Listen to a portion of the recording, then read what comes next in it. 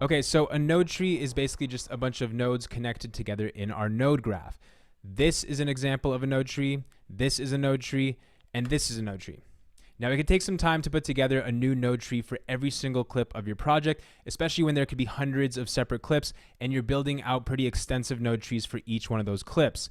That's why it could be very helpful to create a base node tree or even several of these and save them as stills in your power grades bin so you can always have access to them and quickly apply any of these node trees to any clip at any time very quickly.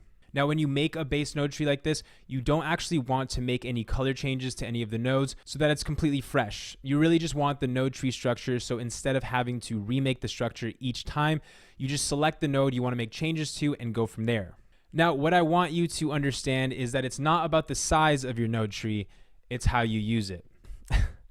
No, but for real, I see a lot of professional colorists out there flexing their long, complicated looking node trees, but their final image doesn't stand out or impress me at all.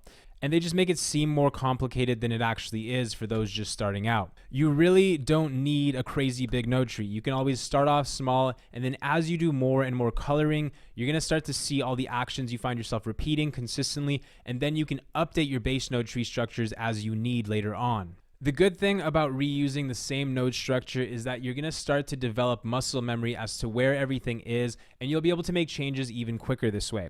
It's also good when you're revisiting older projects or do any kind of collaborative work. If you settle on a base node tree structure, then you'll know where every individual node is and you won't have to do any problem solving to figure out what's what. So I think that's enough of an intro. Let's jump into DaVinci. I'll show you guys exactly how I do it. All right, so I'm going to show you guys a node tree structure that I use pretty often and has worked for my workflow. It's definitely not too elaborate. I would say it's a good node tree structure to kind of start off with. And then based on the type of color grading that you're doing and the tasks you find yourself repeating, you can expand on this later on. But I usually like to start with noise reduction. So the first node in my node tree structure, I'll rename it NR, and that node is just for any kind of noise reduction that I want to do. From there, I'll add another node, and this node would be my color space transform. So I'm going to hit R, call it CST. Now, color space transform is an open effect. So if we go to open effects, I have it here under my favorites. This is basically a quick way for us to take our image from log to looking more like real life in a quick way. So input color space, I could change this to Sony. S-Gamut 3 Cine, because that's what I shot on. And then I'm just going to change it to Rec 709. That's kind of like a standard. And that allows me to kind of get a usable image right away without having to even play with any of the curves or anything like that. Also, keep in mind, you're only going to want to use the color space transform node when you're not already using the color management tools within the project settings. So I'm just going to close the open effects here. And then from there, I'm going to add another node. And this one's going to be my primaries. So you can just call it PRI or primaries. And here I'll make changes like my temperature, tint. So this is just the node used to kind of make things actually feel natural. So you're trying to make it feel like how you actually saw it in real life. In this case, I do feel like it was a bit warmer, a bit more towards the pink side of things. I'll turn that on and off. It's subtle, but it makes a big difference.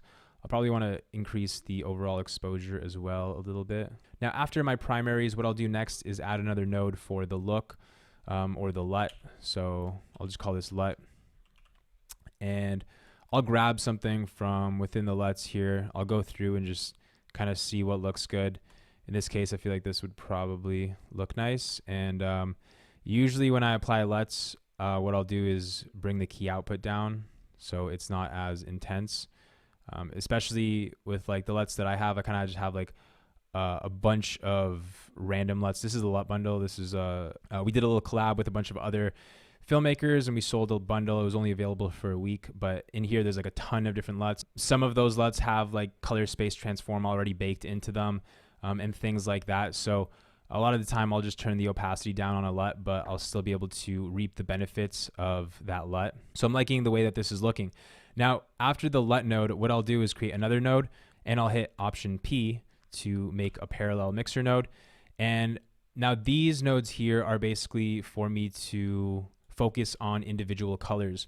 So in this case, I'd be down to focus on like the sunset tones over here in the candle. So that's one color I'd like to mess around with and adjust the colors. So I'll go in here, grab the qualifier, and select this tone, Shift H to see what I'm selecting. That looks pretty good. I'll go down here, grab this tool to add some more colors here. That looks pretty good to me. And Shift H so I can see what I'm doing. And I'll go in and make the adjustments that I want to the individual colors of my image here. So maybe I'll brighten things up. Can't do it too much. We can see we're getting a bit of separation there. I think that also might be, I can probably fix out the blur radius. Yeah, blur it a bunch. Looks a bit better. But still that separation there is a little bit intense. So I'll bring that back down a little bit. But I do like it a bit brighter.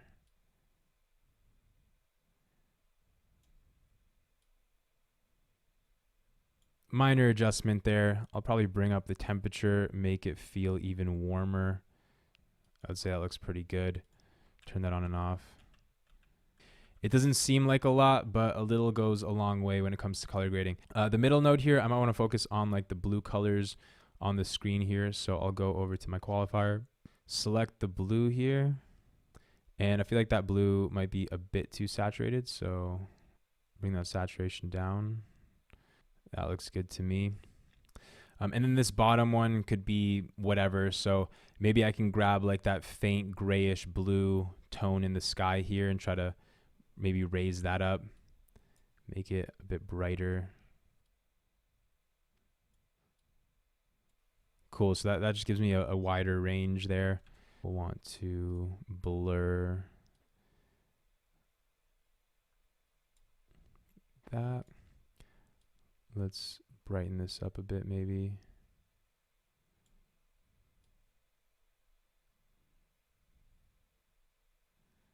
I don't want this edge to be too evident here, but let's see what happens if we make it a bit more yellow. Maybe give it a bit more tint there. It's faint, and I can see this line here that doesn't look too good, so I'll go back into here. Maybe we could blur that even more. And I'll turn that on and off. It's minimal, but it goes a long way. I'm really liking the way that this image is looking now.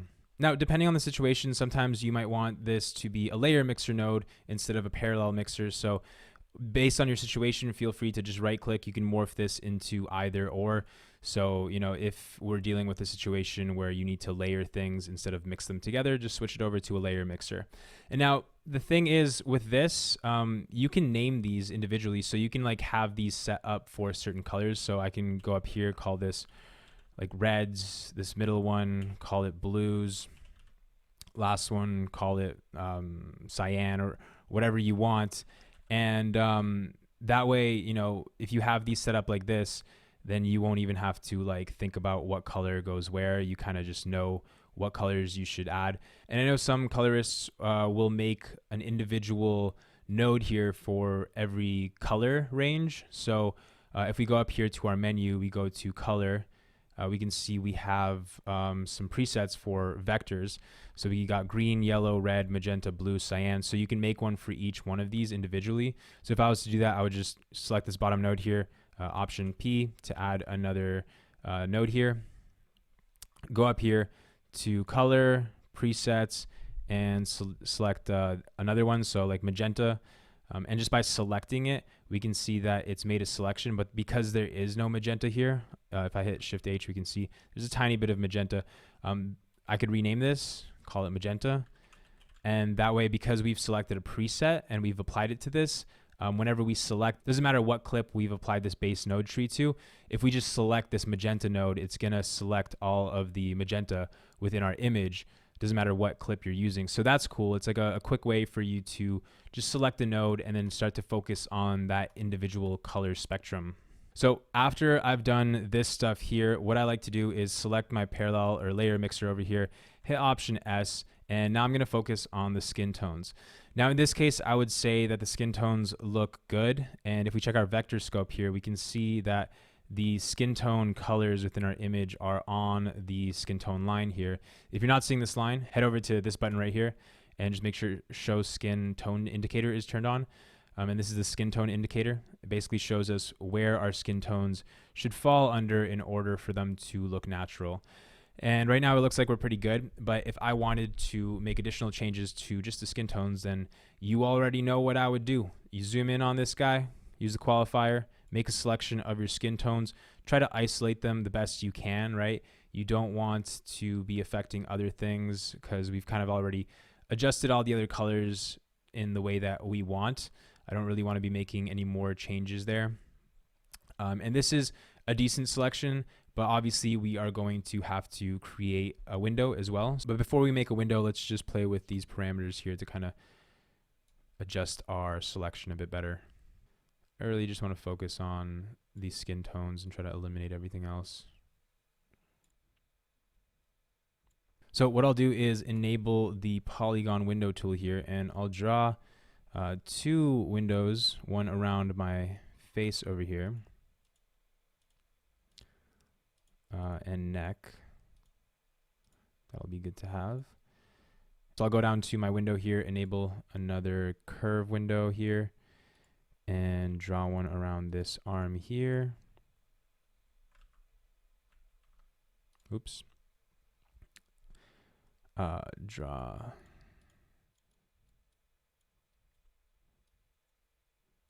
And now that I have those, I'll go over here to my tracker and I will track forwards and track backwards on each one of these. Cool, so I spent a bit of time just isolating these skin tones. Obviously, the more time you spend on this, the better it's gonna look. But this is really just for example's sake. And this is the node that I use to isolate skin tones and just make sure that they look good. So in this case, I do think that we can brighten up those skin tones a tad bit, not too much. I don't want to be able to see the edge of my window. It wasn't perfect. You know, I didn't spend too much time, so it extends out. And also probably want to blur that, soften it a bit more too. But yeah, so, you know, if you need to make any changes to like the temperature of your skin, just making it look more realistic, you could do that here too. I think that the skin tone actually looks fine.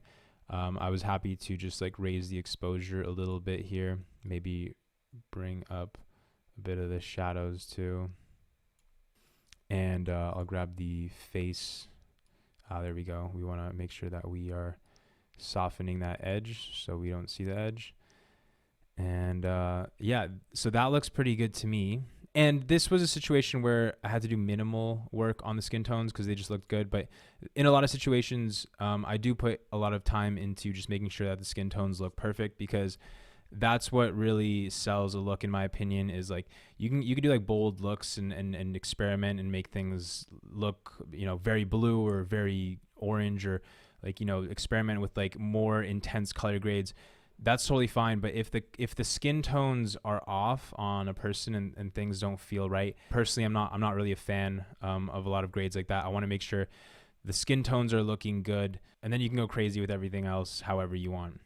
Now, after skin tones, I like to add my open effects. So anything like glow or grain. I personally don't really use glow that often. I know a lot of people are into it. Lots of people like a bit of that glow, so go ahead, add it on there. There's also a new thing called halation. That stuff looks pretty cool too. So we can go over here. We can add something like halation if we want to. So this is reserved for any of our open effects, right? So let's zoom in, take a look at this, turn it on and off, see what it's doing. So I could bring the normalization down a bit and we could see what it's doing to the computer there. It almost gives it like a bit of a vintagey vibe. Looks cool. And then if I want to add things like grain, I can do that as well. We can see that the node graph, we're starting to be limited on space here. So I'm just going to grab everything and bring it up here. I can just bring this down here. So this is the first open effect, so we can rename this one. We can call it halation. And like, you know, these nodes are going to be reserved for the ones that you use the most. So one I use even more than halation is grain. So we can add film grain. That's one of the resolve effects here. and we could play around with that. So make it however you want.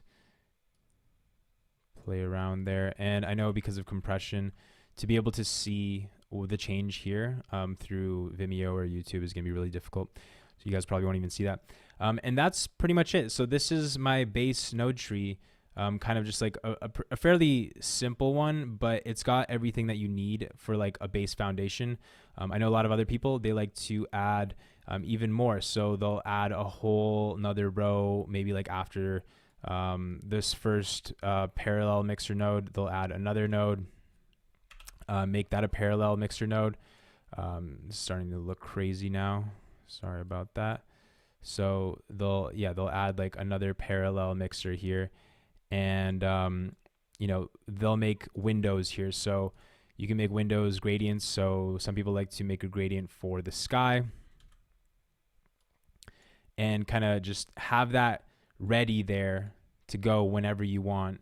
So we can rename this one sky, and we can call this next one bottom half. So flip it.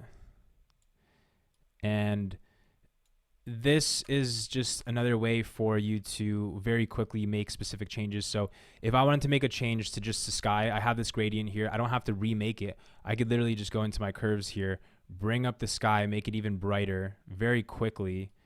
And like, that's the thing. You want to optimize your node tree to suit your style of work. And then down here, we could just call this bottom. And maybe we can darken that too over here, make things a bit darker.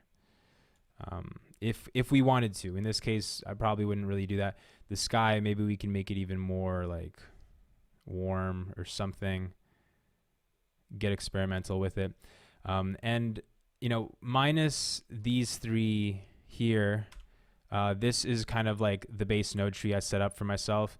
And depending on the project, like sometimes you'll be like, oh, I'm going to be doing a lot of sky changes, you know, or just changing the exposure of the sky, or making the left side of my image darker, the right side brighter.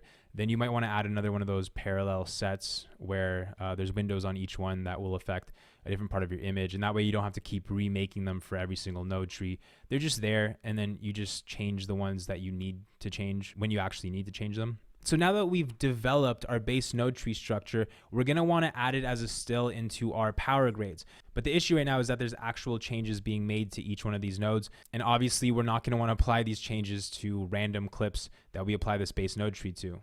So what I can do in this situation is just go up here to color, go to reset, grades, and keep nodes. So it's going to reset all the grades, but it's going to keep the nodes. Okay, so we've reset our base node tree here. So there's no effects or changes being made to any of these individual nodes, but we're going to want to keep some. So for example, the color space transform, we're not going to want to have to reapply this effect to our base node tree every single time that we apply this base node tree to any of our clips.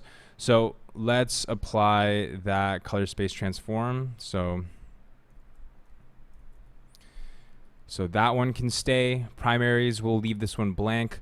We'll leave this one blank as well. And for the reds, blues, cyans, magentas, we can do what we spoke about before. So we can apply those presets to each one of these. So all you got to do is go up to color, presets, and then we can apply one of these to each one of these if you choose to do so. A lot of the time I don't even use, you know, the presets. I'll just go to the node that has the color I want to change, and then just use the qualifier to select that color range. And then from there, you know, the effects at the end here, like halation. Also, we forgot to rename this one, so this one's skin tones. Halation, let's add halation there and just leave it on. And same with the grain. So we'll leave film grain on this last one here as well. And by default, what I'll do is just turn those off. So Command D, I'll leave those off. And that way, when we apply this base node tree to any other clip, by default, the halation and grain will be turned off. And that way, all we have to do is just enable them if we want to use them for specific clips. So this is the base node tree here. So all we're going to want to do is open up our gallery over here. Let's go into power grades, and let's right click on this, grab still. It's going to be added to our power grades over here. And all we want to do at this point is to name it. So we can call this one base node tree 1. We can see that I already have another base node tree saved over here. And here's the thing, if you're using a bunch of different cameras, then you might want to create a base node tree for each one of those individual cameras. So for example, in this one, I could change the color space transform to the one that I use all the time. So that's Sony. So slog gamut 3 cine, and change the output color space to Rec 709. And then that way, if I save this now, I could save this one, and it's custom to Sony. So I could say Sony base node tree. And that way, whenever I have Sony footage, I could just apply this Sony base node tree to those. And then that way, it will automatically convert that Sony log footage to Rec 709. So there you go, everything you need to know about base node trees. Now, honestly, if you're just starting off, don't really worry about this too much. This is something that you should do later on. Once you've actually developed a bit more of a workflow, you understand what nodes it is that you use the most and what kind of base node tree would work best for you. So that's it for this video. I hope you guys enjoyed. I hope you learned something new, and I'll catch you in the next one.